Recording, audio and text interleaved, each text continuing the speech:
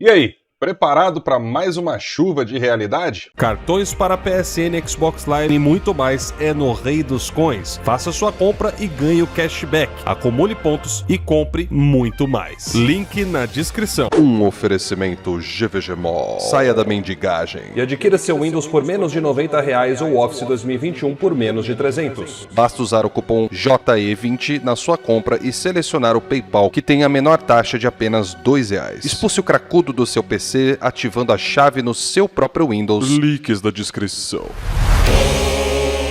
Fala aí galera, tudo beleza com vocês? Estamos aqui em mais um vídeo para o canal e hoje é notícia também de PlayStation. Pois é, o PlayStation tá incluso aí nessa treta e você vai entender o porquê.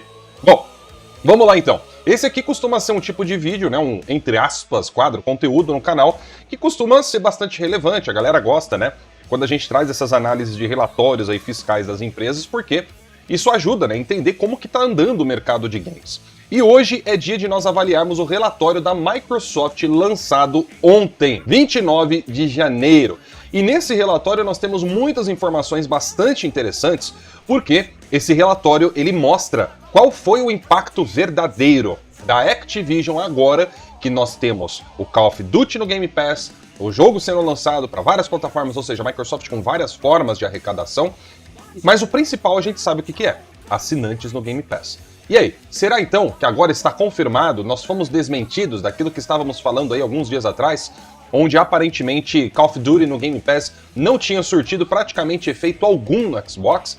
Então se prepare porque agora vem o banho de lapada e dessa vez dos números oficiais da Microsoft. A primeira informação que a gente avalia aqui no relatório, né, já vem bem resumida aqui no site da Microsoft a respeito da sua divisão de games. Eu fiz um resumão lá no Twitter sobre toda essa matéria aqui, então eu tô até usando os tweets que eu coloquei já como base para falar aqui com vocês, mas caso vocês queiram ver as fontes, estão sempre aí disponíveis, ok? Vamos começar aqui pelo básico, tá? A receita da divisão do Xbox caiu 7%. E é válido a gente lembrar, galera, só para vocês se situarem bem, que esse Q2 da Microsoft, ou seja, esse quarter, né, o trimestre aí da Microsoft, ele engloba os meses de outubro, novembro e dezembro de 2024. E por que é tão importante a gente saber desses meses, tá? Porque no mês de outubro é quando foi lançado o Call of Duty e nos 2 meses seguintes seria o desenrolar do Call of Duty no serviço. E é justamente por isso que esse relatório é tão revelador. A gente viu então que a receita caiu 7%, o que é algo surpreendente, já que no ano passado, o que a Activision estava lançando no ano passado? Talvez tenha sido por causa do hardware, né? Não sei, talvez isso tenha impactado, afinal de contas, a gente vê no relatório que o hardware caiu de novo, né? Quase 30%, o que é muita coisa. Aliás, sobre a parte do hardware, a gente vai fazer aqui uma observação. Como vocês podem ver aqui nesse gráfico, tá, galera?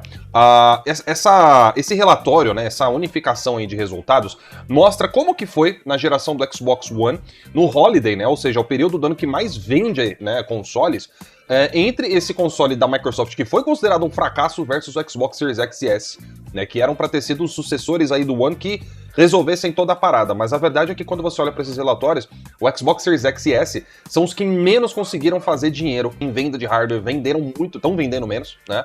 E recentemente eles estão assim caindo vertiginosamente. Ou seja, provavelmente o Xbox Series X e S vão vender menos ainda do que o Xbox One nessa geração, tá? Então isso é uma coisa muito importante de se ter em mente. E eu sei que agora vão vir os passadorzinhos de pano, vão vir os controladorzinhos de dano. Ai, mas a Microsoft não liga pra hardware, ó. Segura isso aí na língua que daqui a pouco você vai morder ela, tá? Só que a parte onde a gente mais está interessado hoje é nisso daqui, ó.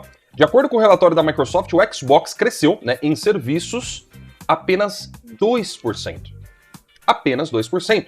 E percebam, galera, que agora, nos relatórios da Microsoft, não está mais mostrando o impacto da Activision.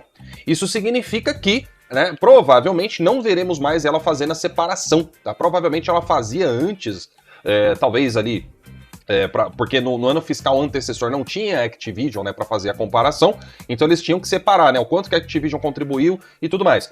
Só que agora não, agora já fez um ano que a aquisição da Activision foi completada, então agora tá comparando o relatório quando tinha Activision com agora continuando com a Activision, tá? E o crescimento total do Xbox foi de apenas 2% na área de serviço, de acordo com o relatório, por causa do Xbox Game Pass. E, meus amigos, é aí onde tá a pegadinha, tá? Quando eu falo pegadinha, eu não tô dizendo necessariamente que a Microsoft está mentindo aqui, mas a pegadinha do porquê a Microsoft esconde os números, a pegadinha do porquê a empresa não compartilha mais informações. Isso aqui é muito superficial, tá? Muito superficial. Só que o problema é o seguinte, a Microsoft não quer muitas vezes saber de compartilhar os seus números, mas ela dá muita brecha para ser questionada, não por causa disso, porque isso é uma razão suficiente, mas porque no decorrer do ano, ela faz pronunciamentos que não batem com a realidade dos relatórios que ela mostra mesmo tendo poucas informações. Quando a gente fala aqui, galera, né, que a conta não bate, né, quando a Microsoft fala as coisas, não é por reiterismo, é porque realmente não bate, velho. E muda o fato, você ser hater ou não, não muda. Não muda. Então presta atenção. Em outubro do ano passado, quando o Call of Duty foi lançado, a Microsoft, através do Satya Nadella, que é o CEO da empresa, falou o quê? Que houve um recorde de adições de assinantes do Game Pass no dia do lançamento, ou seja, Day One, em um lançamento. Como é que pode, então, o serviço só ter crescido 2%? Alguém pode me explicar qual que é a mágica disso? Bom, lembra que eu falei que não significa necessariamente que a Microsoft está mentindo? O que o Satya Nadella falou aqui é que houve um recorde de assinaturas no Game Pass. Porém, ele colocou uma condição no dia do lançamento. Ele não disse que o recorde de assinaturas foi o total do Game Pass. Sacou? Como que os caras são inteligentes? Então isso aqui é uma contradição com o número dos 2%? Aí é que tá. Incrivelmente, não é. Mas abre sim a brecha para o questionamento. Por quê? Olha só. A Microsoft anunciou 34 milhões de assinantes agora, né, em fevereiro do ano passado, quando rolou aquele negócio, né, que dos jogos do Xbox indo pro PlayStation, os insiders começaram a vazar, eles tiveram que controlar dano lá no podcast deles, e foi lá onde a Cyberbound confirmou os tais 34 milhões, correto? Então, e aí que tá. Como é que pode, então, só ter crescido 2% desde lá? Sacou agora qual é que é a parada? E tinha gente aí, né, do Xbox, jurando que o serviço estava chegando já a quase 50 milhões de assinantes. Cara, para chegar a quase 50 milhões de assinantes, você teria que crescer quanto nessa conta? Uns 30%, 40%? E isso, na verdade, indica que o Game Pass teve uma perda desde quando anunciaram os 34 milhões até aqui. Em setembro do ano passado, a Microsoft tinha anunciado o quê, meus amigos? Um aumento no preço do Game Pass. Ou seja, 18% de aumento no Game Pass Ultimate, 17% de aumento no Game Pass Core e 20% de aumento na assinatura do Game Pass do PC. E de acordo com o analista NIB, isso aí já deveria ter contribuído para pelo menos 2% a mais nessa porcentagem aí da Microsoft, tá? Ou seja, por que então que não houve um aumento de mais de 2% no fim das contas? O que as evidências mostram é que a Microsoft teve uma perda de assinantes desde fevereiro do ano passado, mas quando chegou o Call of Duty no Game Pass, meio que recobrou ou reaveu uma parte ou talvez até mais do que foi perdido durante o ano. E aí é que é onde você teria um crescimento dos 2%. Porém, além disso, também teve um aumento do preço. Ou seja, esses 2% não estão batendo, porque se tivesse tido só crescimento de assinantes no Game Pass junto com o crescimento do preço, tinha que ser maior essa porcentagem. Entendeu agora? Provavelmente, o que o Call of Duty conseguiu fazer foi reaver algumas dessas assinaturas e não a sua totalidade ou sequer tenha passado. É o que o número indica. E aí, com o aumento do preço, mesmo que eles não tenham recuperado ainda os 34 milhões, eles conseguiram ainda chegar a um crescimento. Ou, não sei, talvez eles tenham recuperado quase ali meio que o mesmo número e com o aumento do preço, aí tenha chego nesses 2%. Enfim, galera, o ponto é que o número indica e confirma que o Game Pass está estagnado e Call of Duty no Game Pass não conseguiu fazer nenhum milagre. De acordo com o número que a Microsoft apresentou aqui, não está crescendo, não está mais saindo muito dos números que ele já apresentou até aqui. Agora, você sabia que esse tipo de pronunciamento da Microsoft, né, para dar aquela enfeitada, aquela perfumada no relatório, já aconteceu antes também? Lá no lançamento do Starfield, o Satya Nadella falou exatamente a mesma coisa sobre o tal recorde de assinaturas do Game Pass. Só que naquele ano tinha um pequeno problema. Naquele ano nós tivemos acesso a documentos sigilosos do FTC que foram vazados, ou seja, naquela treta lá da aquisição da Activision, né?